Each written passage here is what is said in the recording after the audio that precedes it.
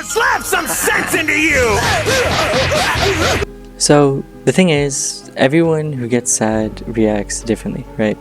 So there's a lot of things that people do when they're sad to help cope with their sadness, and recently I've been really down on myself for some shit that's basically out of my control. So there's two things I like to do when I'm sad. One of them is I listen to an album called Illmatic, which is actually the shirt that I'm wearing. It's an album that was written in the early 90s by a rapper that goes by the name of Nas. Now, Nas was very young when he wrote this album. He was actually almost exactly my age, which is in the early 20s. And in this album, he talks about him trying to figure out life. And in figuring out life, he addresses a bunch of the problems that he sees as a young 20-year-old. And when you really micro-examine it, problems are things that everyone goes through. But specifically, there's a song in it called Life's a Bitch, right? And he has a friend by the name of AZ, who's another rapper, raps on this song in the first verse, and a lot of people regard it as one of the best verses in hip-hop because of how it just epitomizes everything that hip-hop really is. It's a lot of pain, to say the least. But in that pain, there's a lot of bittersweet,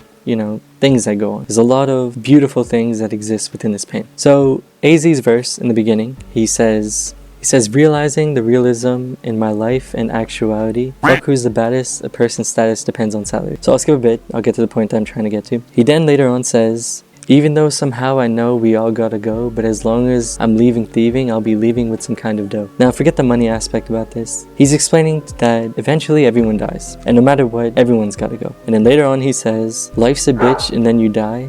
That's why I get high, because you never know when you're gonna go. It's this notion that really stuck with me when I was young and really helped me get through a lot of things in my life. Because life is so much deeper than just the pain we have, right? And though he says life's a bitch and then we die, he's also explaining that you do things in your life that you know will never be permanent. One day you're gone and then that's it. But in that meantime, you gotta be doing something. You gotta do things that make you happy. Things that make you feel fulfilled. I wouldn't be saying that for nothing because it really ties into what this episode of Isolated really is. The other thing I like to do when I'm sad is watch this episode. It's the first episode of a show called Yu Yu Hakusho. Yu Yu Hakusho is this story about this boy who dies. That's how the story begins. And in the first episode, we see our main character die. After he dies, we get to see what his life was really like. And it's funny as fuck because the narrator says in the beginning, I bet you didn't think the main character was gonna die in the first fucking episode. But that's what this story is. And to start off with this is such a beautiful beginning to a story. And I'll explain why as we go through it. So the episode begins with our main character, 14-year-old boy by the name of Yusuke, who just really gets shit on by life in funny ways, but in sad ways too when you really look into it. And today is probably the worst day of his life because he fucking dies. Pretty shit day, right? So in this day, everything that could have gone wrong goes wrong. He goes to school for the first time in such a long time because he's kind of rebellious. He doesn't really fuck with school.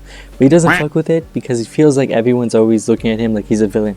And no matter what he does, no one will see the good in him. He goes to school for the first time. He gets in trouble for wearing his clothes wrong. He gets in trouble for chewing gum. He gets in trouble for ditching class. And he does get in trouble for all this other shit, right? But the thing that really hits him the most that day is that he gets in trouble for trying to help a kid. One of the kids at the school is a bully. And he robs a little kid for his wallet. Yusuke, being this person that everyone in the school kind of fears, fucks up the kid, and the kid gives back the wallet that he stole. But it just so happens a teacher walks by in the exact moment where he steals this wallet back. And of course, the misunderstanding occurs. Teachers saying that this guy is nothing but a hooligan who shouldn't even be on school because all he does is do dumb shit and beat up kids. But no one thinks to understand that this kid really just tried to get back this other kid's wallet. So in his eyes, no one sees the good in him, right? So he says, fuck it, I'm done with school. And he leaves on the first day he came back after such a long time. On his way out, the principal stops him and tells him that he should just give school a chance because he can actually be something. And despite what people say, he sees the good in him, but the damage is already done.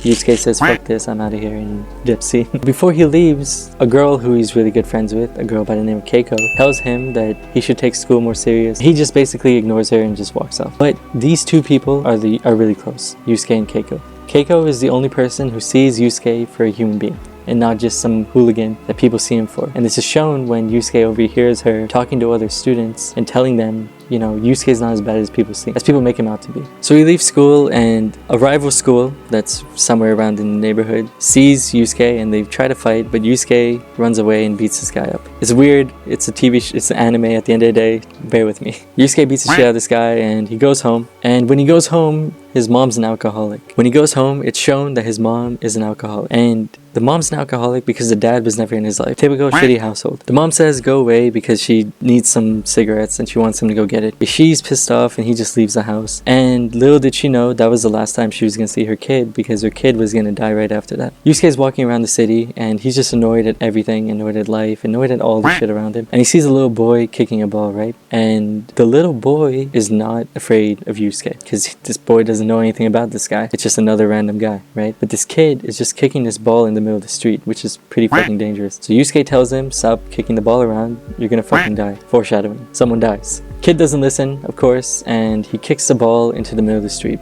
And him going to get the ball is what leads Yusuke to dying. Because Yusuke jumps in the way, saves this boy, gets hit by a car, and dies. Shitty day, to say the least. No one sees the good in him. He fucking dies. And to make things worse, it turns out, even if he didn't jump in the way, that boy was still gonna live.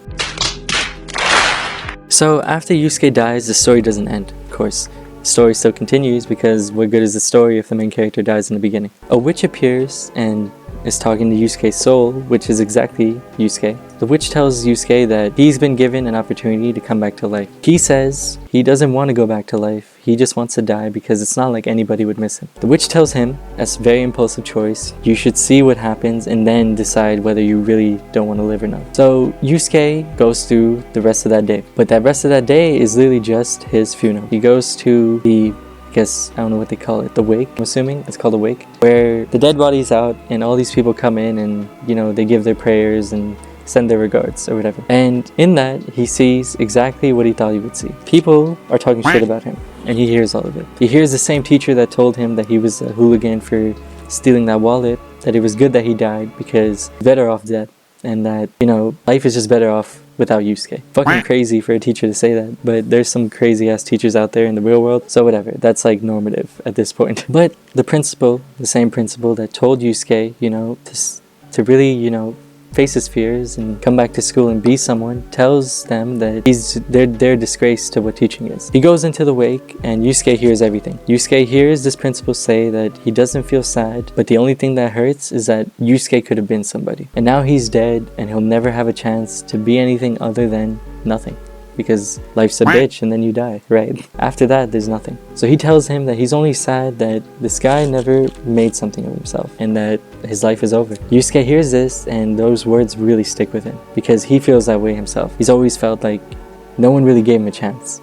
And if they did, they would see that he really is a good kid. He's not some kid that's, reckless or as monstrous as people make him out to be. Then that girl from earlier, Keiko, who is the only person in the school that's really his friend, comes and she's breaking down crying, and Yusuke sees that and it really hurts him to see someone who actually did see the good in him hurt by his death. Even further than that, he sees his mom. The mom's crying and he never thought that the mom would cry without him because she just treats him like he doesn't even exist. And those tears that the mom shed hits him in a place that is really close to home for a lot of people. A lot of people don't really have good relationships with their parents, and they really undermine the bonds that people have with each other, even if it's just familial, and in some ways it's just conditional almost. People don't realize how important it is or how sad it is to really lose a family member, even if you were on bad terms with that person, especially if you were on bad terms with that person.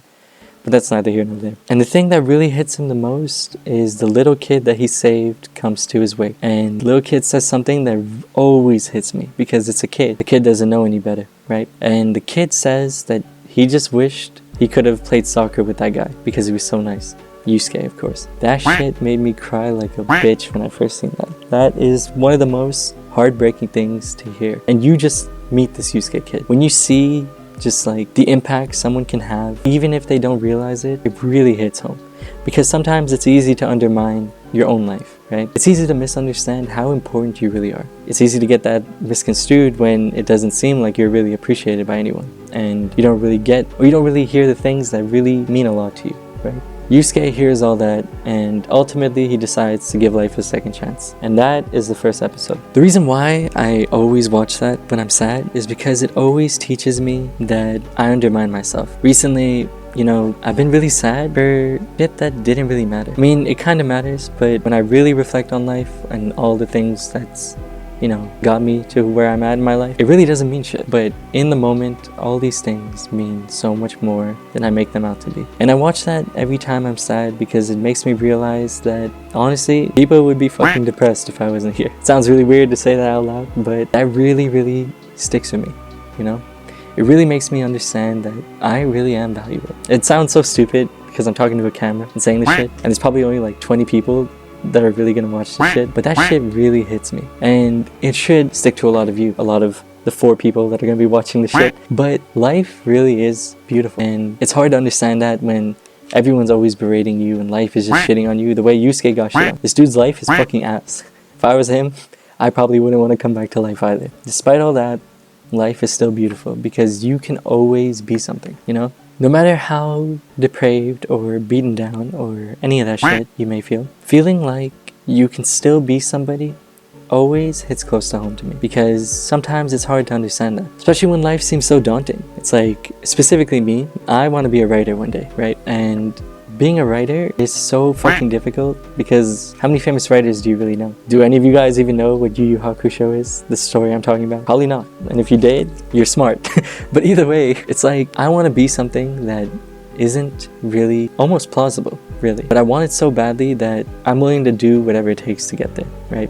Even put myself in front of a camera when I'm insecure about myself. I'm willing to do that just to, you know, I'm willing to do that even if it just slightly boosts the chance of me becoming someone in what I want to be, right? And that's where that Nas line always comes back to me. Sorry, the AZ line always comes back to me.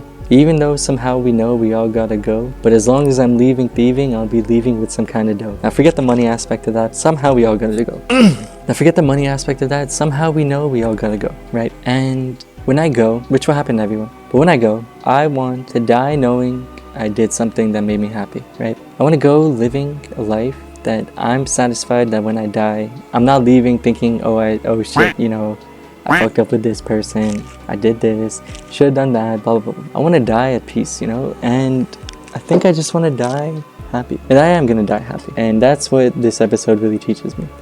That, you know, life is shit, but at the end of the day, I'm going to do enough to make myself happy. And when it's all said and done, if that witch ever asked me, do you want a second chance at life? I'll say no. I lived a life I wanted to live. And that's what first episode of Yu Yu Hakusho taught me. So with that being said, there's going to be a lot of changes to this channel. I haven't posted the Monday videos in a while because honestly, I don't give a fuck about the Monday videos. And if there's anything you can take away from this episode, do what makes you happy. I don't give a fuck about the Monday videos. I don't give a fuck about the Friday videos.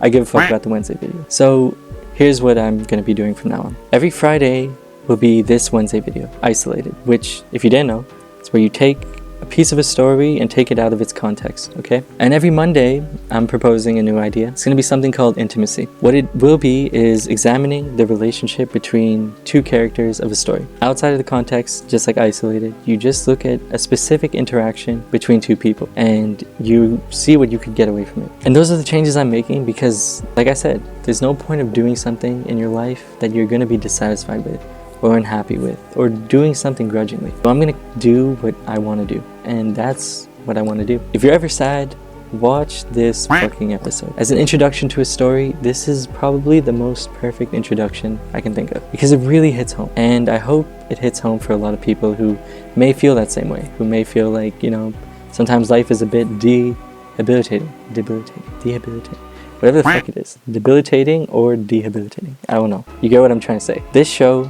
This episode specifically really helps, and if you're ever going through something or you feel like that, watch this episode. Promise you it'll make you think everything is gonna be okay. And that's the truth, because really everything will be okay. I promise.